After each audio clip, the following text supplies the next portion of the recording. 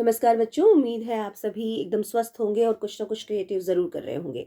आज के वीडियो में हम सभी समास पर कुछ बातचीत करेंगे। समास क्या है? समास की ज़रूरत क्यों पड़ती है? समास से संबंधित महत्वपूर्ण बातों को आप टिप्स पे नोट करती जाइए फटाफट। हम रिवाइज़ कर रहे हैं समास को, ठीक है?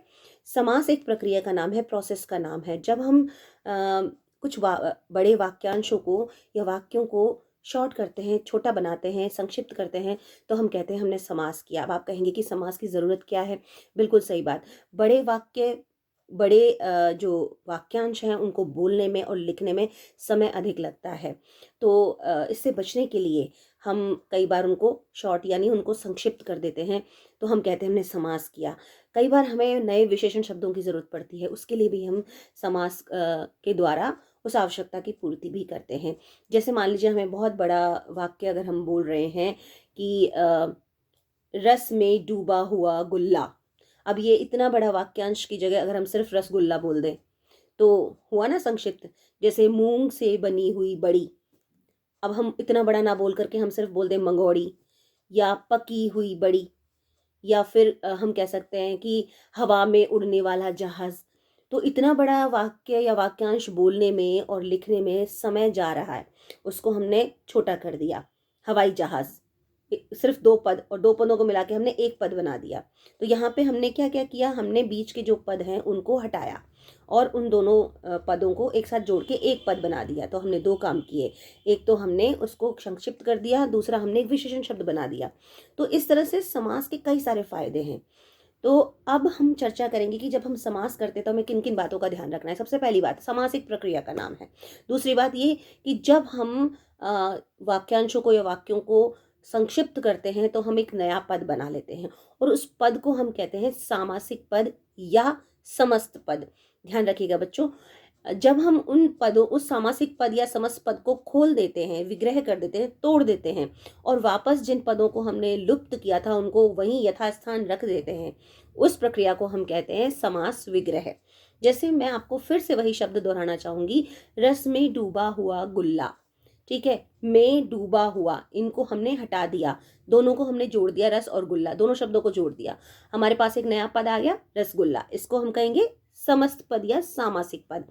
जब हम इन पदों को वापस इनके बीच में ले आते हैं, में डूबा हुआ रस, में डूबा हुआ गुल्ला, तो फिर हमने वापस इसको खोल दिया, हमने उसका विग्रह कर दिया। तो इस तरह से हम कहेंगे हमने समास विग्रह कर दिया, ठीक है? तो ये दोनों प्रक्रियाएं समझने के बाद, इन सारे नामों को समझने के बाद, आइए हम इसके भेदों पर चर्चा करते हैं। जब भी हम दो पदों को जोड़ते हैं, मिलाते हैं, तो हम दो तरह की प्रक्रियाएं अपनाते हैं। एक को कहते हैं संयोग, दूसरे को कहते हैं संधि। दोनों में क्या फर्क है? संयोग का मतलब है दो चीजों को साथ साथ रखना, ठीक है? संधि का मतलब है जब दो चीजों को साथ साथ रख रहे हैं तो उनमें कुछ ना कुछ पार्ट जो है वो मिक्स हो जाता है। जैसे मान लीजिए आपको दो लकड़ियों को जोड़कर एक टेबल बनानी है, तो आपके पास दो तरीके हैं। आप क्या करेंगे, सबसे पहले तो दोनों जो लकड़ी के जो पाए हैं उनको इस तरह से चिपकाएंगे, ठीक है? ये जो चिपकाने की प्रक्रिया है जिसमें कुछ भी एक दूसरे के अंदर मिला नहीं है, चिपक गए हैं, दोनों एक साथ हैं, उसको हम कहेंगे फेविकॉल लगाकर जोड़ने की प्रक्रिया, उसको हम कहेंगे संयोग, ठीक है? और जब हम इस इन दोनों लकड़ियों में आर पार कील ठोक देते हैं तो क्या होगा कि इस ऊपर वाली लकड़ी में भी छेद होगा और इस नीचे वाली लकड़ी में भी छेद होगा, और वो जो कील है वो दोनों में आर पार जाएगी। तो इस तरह से हमने क्या किया, हमने संधि कर दी। यानी कि जो चिपकाने वाली प्रक्रिया है वो कहलाती है संयोग, और जो जोड़ने वाली, आर पार जाकर के मिश्रित करने वाली प्रक्रिया है वो कहलाती है संधि। इस उदाहरण के द्वारा बच्चों आप इन दोनों बातों को समझना। अब मैं शब्दों के द्वारा आपको इन दोनों के बारे में बताऊंगी कि संयोग कैसे हुआ और संधि कैसे हुई। हम तीन शब्द लेते हैं। एक शब्द हमने लिया माता और पिता, ठीक है? हमने क्या किया, और को बीच में से, दोनों पदों के बीच में से और को हटा दिया। दो मुख्य पद हैं माता और दूसरा पद है पिता, हमने दोनों को एक साथ चिपका करके लिख दिया। हमने यहाँ पे क्या किया, हमने संयोग किया, बीच में हमने एक छोटा सा योजक चिन्ह लगा दिया, ठीक है? तो ये प्रक्रिया कहलाई संयोग की प्रक्रिया। दूसरा दूसरा शब्द हम लेते हैं घोड़े पर सवार। यहाँ पर हमने पर को हटाया, घोड़ा और सवार को एक साथ लिखने की कोशिश की, लेकिन क्या हुआ कि हमारे पास जो नया पद आ रहा है वो अजीब लग रहा है, घोड़ा सवार। घोड़ा सवार ऐसा लग रहा है दोनों में संबंध या रिलेशन नहीं हम बता पा रहे हैं। तो हमने क्या किया, हमें कुछ चेंज करना पड़ेगा। जब हम दोनों को एक साथ बोलेंगे तो घोड़ा की जगह हमारे मुंह से घुड़ बोल जाएगा, घुड़सवार। तो यहाँ पर क्या हुआ, घोड़ा की जगह घुड़ हो गया, थोड़ा सा परिवर्तन हमने किया और फिर दोनों को एडजस्ट करके हमने एक साथ लिख दिया। तो दूसरा तरीका ये होता है कि हमें एक दोनों में से किसी एक पद में मात्रा का थोड़ा सा परिवर्तन करना पड़ता है और फिर हम उनको जोड़ करके एक साथ लिख देते हैं। अब तीसरी प्रक्रिया देखिएगा, विद्या का आलय। हमारे पास दो पद हैं, विद्या और आलय, बीच में का आ गया है ना, हमने का को हटाया, हमने दोनों पदों को एक साथ लिखा, विद्या और आलय। ठीक है, अब यहाँ पर जब हम इन दोनों को एक साथ बोलेंगे विद्यालय, तो अपने आप ही जो विद्या का आ है और जो आलय का आ है वो दो बार ना बोलकर एक ही साथ बोल जाएगा। विद्या आलय ना बोलकर हम क्या बोलेंगे, विद्यालय।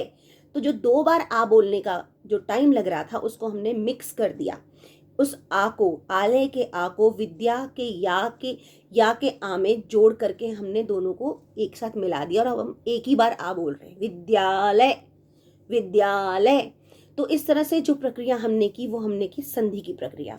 हमने विद्या के आ से आलय के आ को मिलाया, दो आ की जगह हमने एक आ बनाया और तब हमने इस शब्द का उच्चारण किया, तो हमने कहा विद्यालय। तो इस तरह से बच्चों ये तीन मैंने आपको प्रक्रियाएं तीन शब्दों के द्वारा समझाई है और इन तीनों प्रक्रियाओं में हमने समास करने की कोशिश की है। अच्छा, अब एक और इम्पॉर्टेंट बात, जब भी हम किसी पद का समास करते हैं तो हम क्या करते हैं, हमें उसके बीच में कुछ पद जो आ गए हैं, जो पद उन दोनों पदों का संबंध बता रहे हैं, उन पदों को लुप्त करना पड़ता है।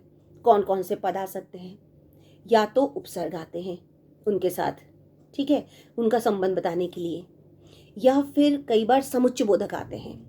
समुच्चय बोधक जैसे और, अथवा, या फिर कई बार कारक विभक्ति चिन्ह आते हैं, जैसे में, को, पर, के लिए, का, के, की, ये सारे। तो और कई बार जो है वो दोनों शब्दों के बीच में कोई अतिरिक्त पद आ जाता है जो उन दोनों का संबंध बताता है, संबंध बोधक शब्द कह सकते हैं हम उनको। तो इस तरह से दो पदों को जोड़ने के लिए, संबंध बताने के लिए हम कई प्रकार के पदों का, शब्दों का इस्तेमाल करते हैं। अब आइए हम एक एक करके उन पदों के आधार पर जो बीच में आ रहे हैं, जो उनका संबंध बता रहे हैं, उन पदों के आधार पर हम समास के भेदों को जानने की कोशिश करते हैं।